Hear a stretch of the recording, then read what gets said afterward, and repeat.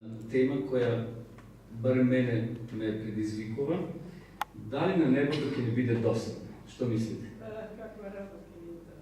Кога не беа мали децата, и вашите, и нашето, кога одевме на гости, понекогаш децата што велеа? Мамо, досадно ми оде, така? Зошто на децата им е досадно? Очигледно не е интересно. Старите зборуваат за некоја висока филозофија, за политика, за нешто што на нив им е страно. Може би немат некоја интересна играчка и децата велат, тука ми е досадно, ајде да се одиме дома. Дали, браќи и сестри, нам како луѓе ќе ни биде досадно на небото? Дали небото е вистинско место? Од каде знаеме? Дали на небото има рај? Од каде знаеме? Сега да ви прочитам ова книга, што Елена Вајт добила првата визија, била пренесена горе, и таа опишува вистински места, вистински луѓе сретнала таму. Малце за кој час ќе ви прочитам неколку цитати од незиното размислување, односно незината визија. Дали навистина таму ќе ни биде досадно или нема да не биде досадно? Ајде да години ќе издржиме, да кажеме. Или години. Бидејќи после години, како ние што веруваме, рајот и се она што е како структура, управа горе во Вселената ќе се пресели овде нова наша земја. После оние 1000 години, кога земјата ќе се обнови, Бог ќе создаде ново небо и нова земја. После 1.000.000 години, 10 милиони години, 20 милиони години, дали ќе ни биде досадно? Ајде да читаме во Библијата што на почетокот ни открива апостол Павле, што е оно што ние како христијани копнееме да го добиеме. И кога ќе го добиеме, ако гледаме низ човечка перспектива, ќе ни биде досадно. Се што поседуваме ние нова земја, ден ни станува досадно. Например, знаете ли дека луѓето некои ги менат автомобилите секој години, зашто им се досадни или старијат, сака да купат нов автомобил. Некој мобилен телефон го менува, најновиот ќе се купи. Некој куќа менува, некој држава менува, зашто сака авантури или сака да замине на некое друго место. Тоа е негово право. Меѓутоа, ајде да видиме што вели овде апостол Павле во првото послание до Коринќаните, во втората глава, во 9 стих, еве што видел апостол Павле, а после ќе прочитаме што видела и Елена Вајт во видение, каде била пренесена. Овде во првото послание до Коринќаните, втората глава, 9 стих, вели Павле вака: што окото не виде, што увото не слушна или не чу, што во човечкото срце не дојде, тоа Бог го приготви за оние кои го љубат. И сега ние како луѓе може да мечтаеме, да замислуваме, да си предпоставуваме што е она што Бог го приготвил за секој од нас. Наистина, Павле и другите апостоли ни откриват до некаде што ќе се случува, а поготово кога ги читаме списите од Елена Вајт. Таа наистина ни открива може малце подробно, поблиско го доближува оно што Јован, односно Павле, а Јован го пишува слично во Откровението. Павле вели, бидејќи дошол Павле до една таква ситуација, дојде таков зид што нема зборови, и вели што око не виде, што ово не слушна, ни човечкото срце не му дојде во човечкото срце, такво нешто Бог приготвува за оние кои веруваат во него. Наистина, на новата земја нема да не биде досадно, браќи и сестри. Таму ќе среќаваме постојано нови луѓе. Нови луѓе ќе среќаваме. Бидејќи ние ќе растеме, нели, до таа висина која треба да ја достигнеме. Меѓутоа, ние Царството небесно не смеме да го гледаме низ призма на нашите очи денешни. Например, ќе заминеш на одмор 10 дена или повеќе, не можам да издржам. Оди на плажа, се враќаш од плажа, готвиш ово, и повторно се враќаш дома. Ние сакаме, значи, да минуваме ствари, работи. Меѓутоа, на новата земја, навистина, нема да ни биде досадно. Еве, ајде на почетокот да се присетиме, да видиме што запишала Елена Вајт во книгата Рани списи. Вели вака: ангелите беа насекаде околу нас додека преку стакленото море чекоревме кон вратите на градот. Исус ја подигна својата моќна славна рака, се прифати до бисерните порти и ја отвори назад на низините блескави шарки, велејки ни: вие ги исправте своите облики во мојата крв. И сега понатаму вели: тука го видовме дрвото на животот и Божиот престол. Од престолот течеше една бистра река. Понатаму прескокнал ради времето, вели: сите дојдовме по дрвото на животот. и седнавме да ја наблюдуваме величественоста на местото што ни кога ни придојдоа браќата Фич и Штокман, кои што го проповеда Евангелието за царството, кои што Бог ги положи во гроб за да ги спаси. И сега година понатаму, вели на чело со Исуса, сите се спуштавме од градот долу на оваа земја, на една голема и висока планина, која не можеше да го додржи Исуса. Тука при допирот на неговите нозе се распадна и така настане на голема рамнина. Понатаму Елена Вајд вели, видов една полјанка полна со секако вид цвеќе и додека ги берев извикав, тие никогаш нема да овенат. Потоа видов и еден тревник со висока трева.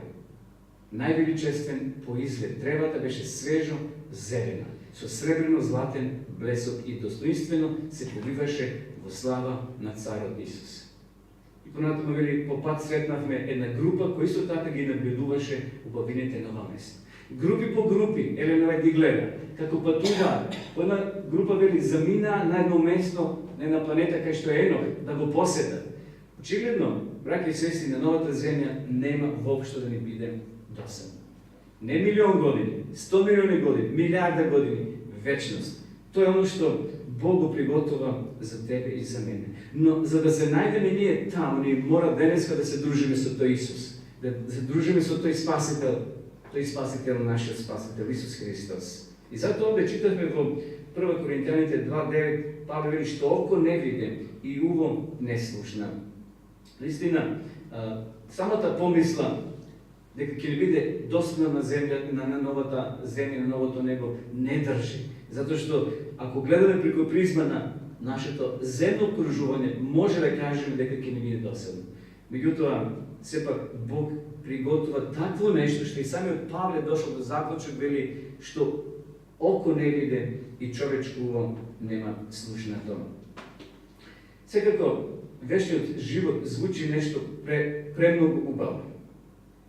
Нешто што не можеме ние да си го замислиме. Ни после 10 милиони години нема да ни биде, браќи и сестри, досадно.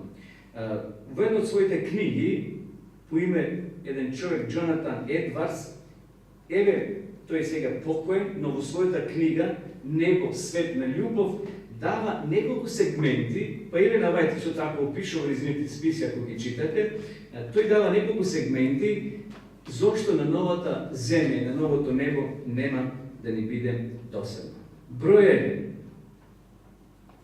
Вели, ќе имаме вистинска, односно поголема способност за радување.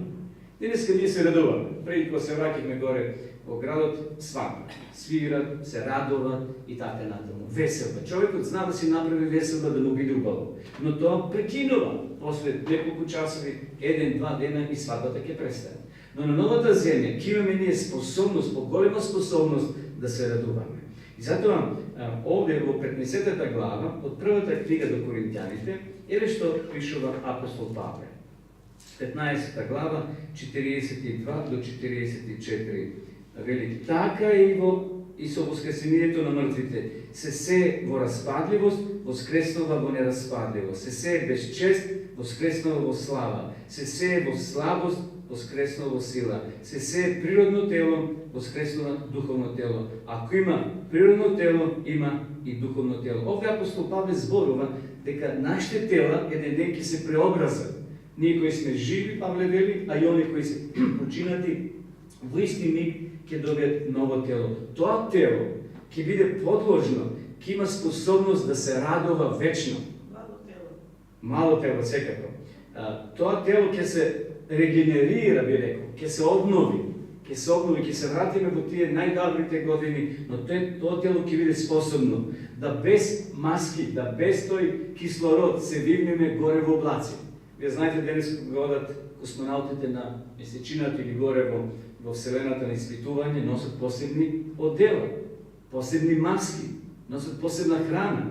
Замислите оние на станицата Мир, така се викаш. По 6 месеци таму се астронаути.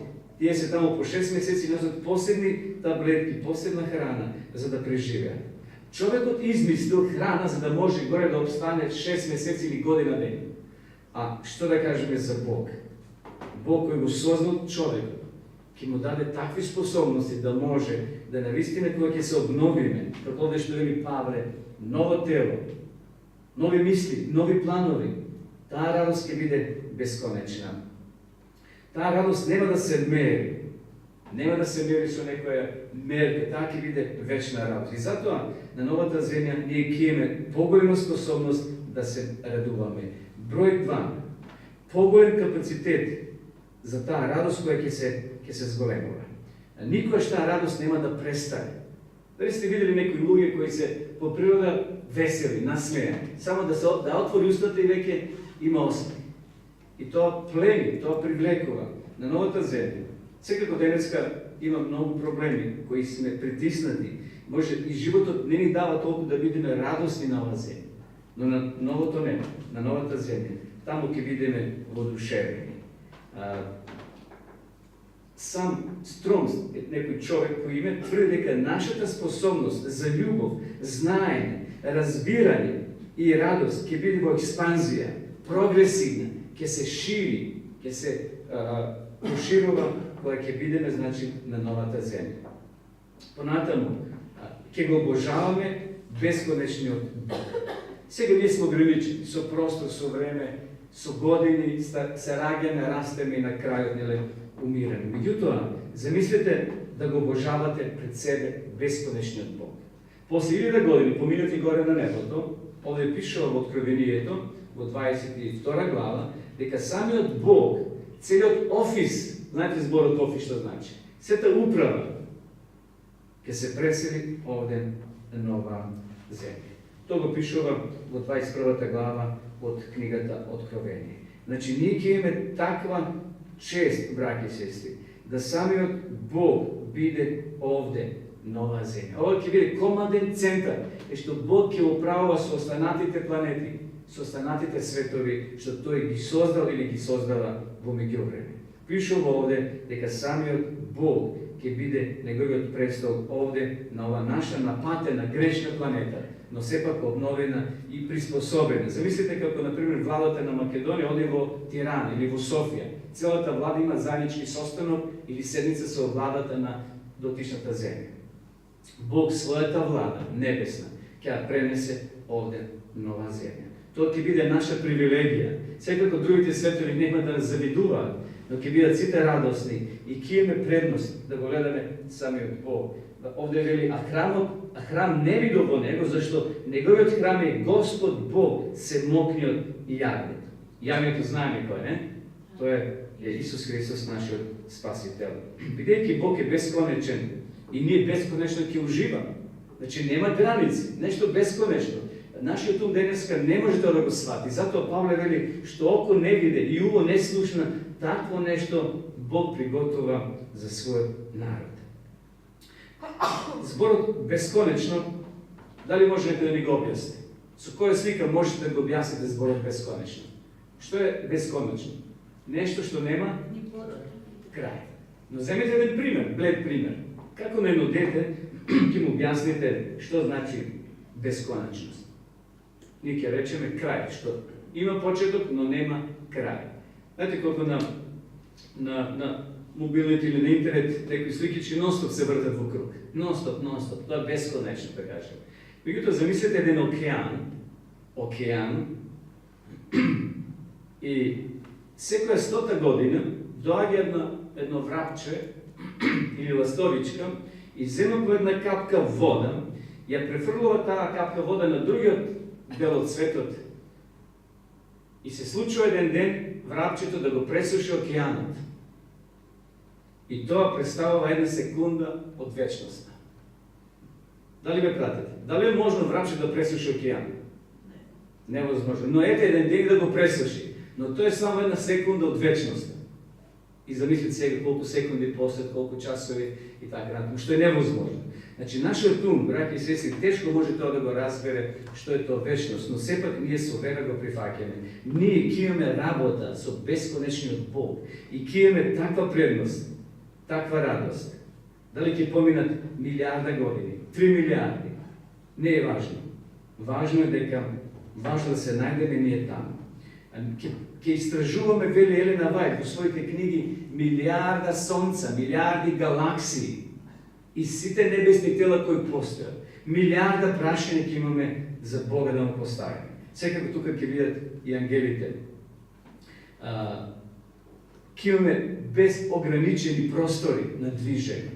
Тоа е за нас, навистина, како Павле што вели, нашиот ум то не може да го свати, да го разбере.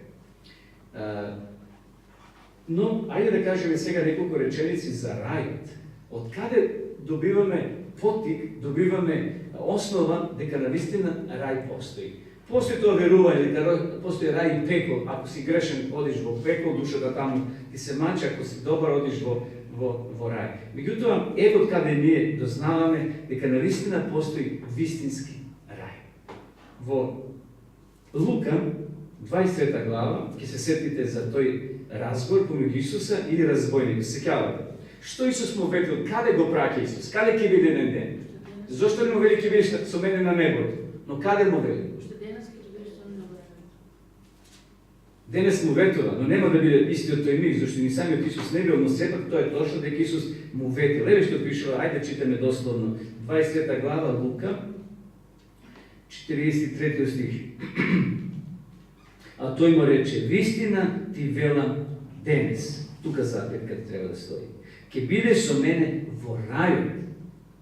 Исус не му вели ке бидеш со мене во небот или на небот, туку ке бидеш со мене во рајот. Зборот рај во еврејскиот јазик, пардон, и во грчкиот јазик, што се користи овде во Лука 23 глава, е истиот збор, истото значење што значи едемска градина. Значи, тој рај, ние што велиме рајот на исток што бил кај што живееле првите родители, односно прародители Адам и Ева. Значи, тој збор е истиот збор што Исус овде го користи.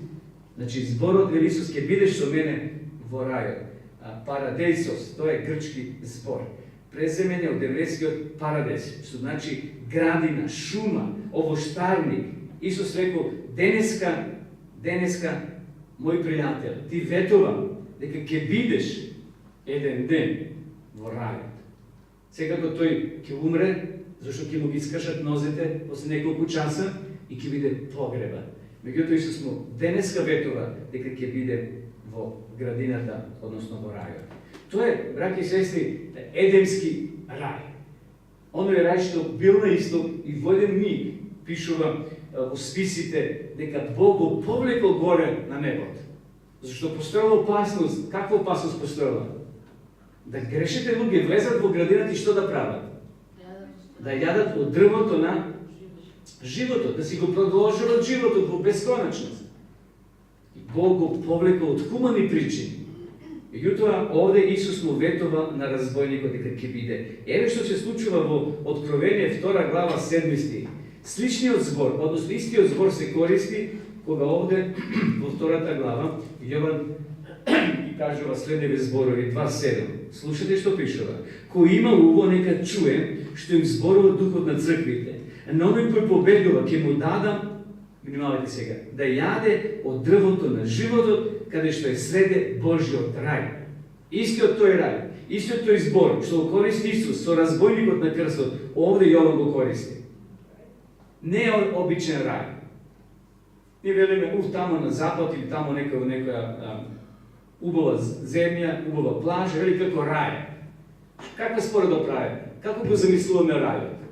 Нешто убаво така, прекрасно, зелено, шума, вода, тече, птици пеат, нема бука, нема галама и така натаму.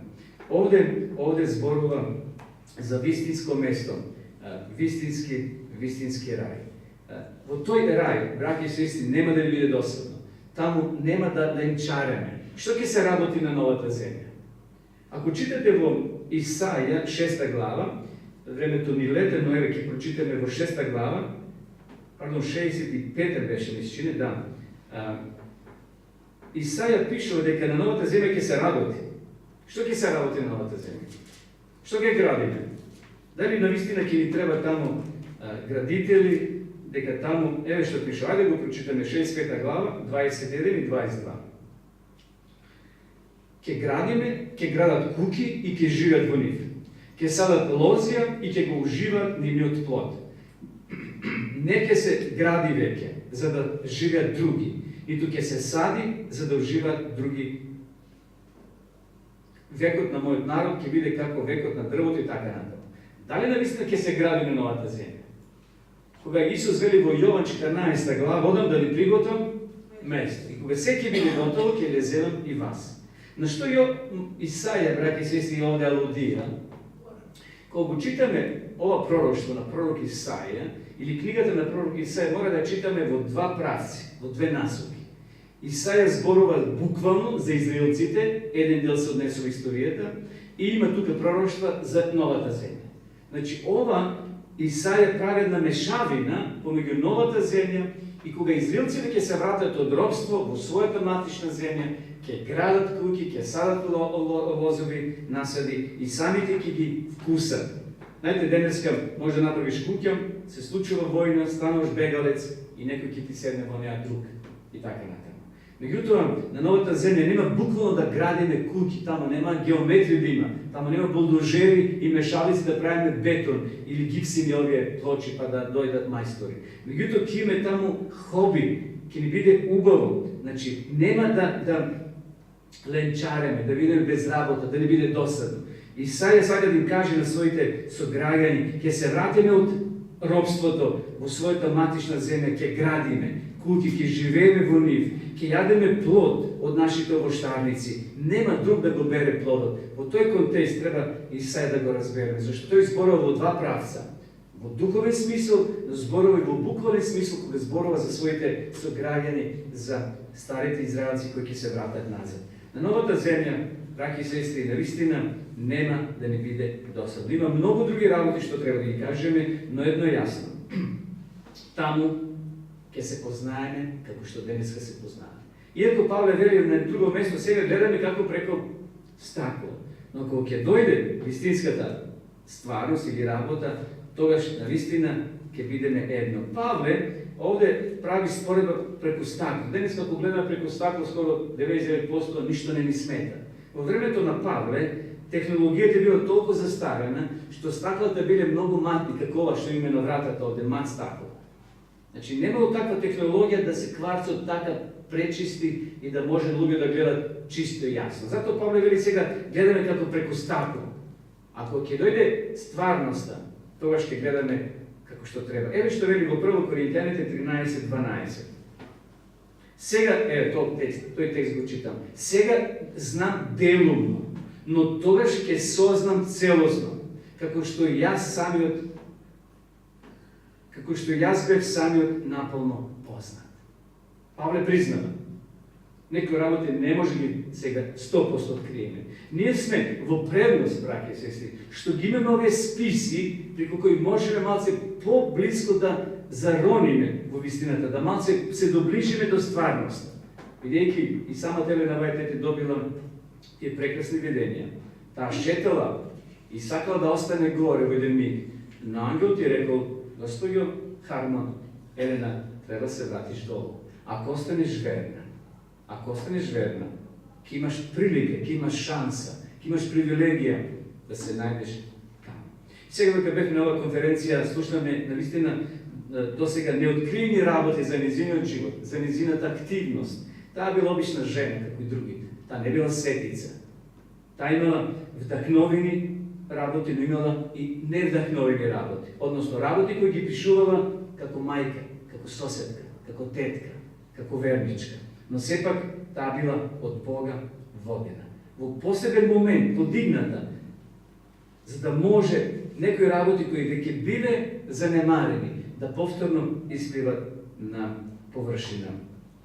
Потоа одекнува вели својата сребрна труба, додека тој, обвиен со огнени пламења, се спушташе на облакот. Тој го впери погледот кон гробовите за заспаните свети, ги подигна своите очи и раце кон небото и извика: разбудете се, разбудете се. Наистина, Елена Вајд ни дава едно големо храбрување, да издржиме на нашиот пат, за да се најдеме горе на небото. Да не поставуваме прашања за кои ни самите знаеме дека не може да добиеме одговор. Само да поставиме прашање, да веруваме, браќи и сестри, на она што ни е откриено во Светото Писмо. Бидејќи има работи, како овде што читавме, и Павле признава, некои работи денеска не ни се јасни. Но имаме доволно сознание за да веруваме и да се приготвиме за таа средба, вековна средба, што ние како генерација ја очекуваме средба со Исус Христос. Еве Павле што заклучува во Ефесјаните 3 глава, 18-19.